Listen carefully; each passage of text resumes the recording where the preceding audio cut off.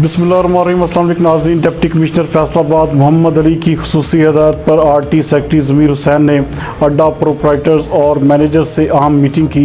हमारे नुमाइंदा खुसूसी इब्रार हुसैन के मुताबिक उन्होंने तंबीह करते हुए कहा कि मौजूदा सूरत हाल को मद्देनज़र रखते हुए वज़ा करदा हिदायत पर सख्ती से अमल दरामद किया जाए।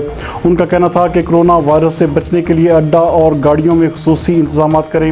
रोज़ाना की बुनियाद पर अड्डों को जरासीम कुछ महलूल मिले पानी से धोया जाए, जबकि गाड़ी के रवाना होने से पहले और अड्डे में आमद के बाद उसमें स्प्रे किया जाए।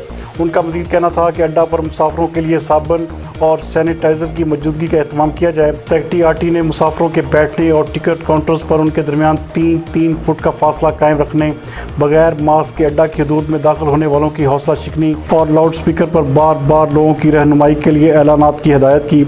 उन्होंने अड्डों पर एंटी डेंगू स्प्रे करवाने और गाड़ियों की बैक साइड पर एंटी डेंगू फ्लैक्सेस लगवाने की भी ताकीद की। उनका मज़ीद कहना था कि एसी गाड़ियों में किरायों में 20% कमी और नॉन एसी गाड़ियों में 78 पैसे फ़ी किलोमीटर के हिसाब से अमल दरामद को यकीनी बनाया जाए।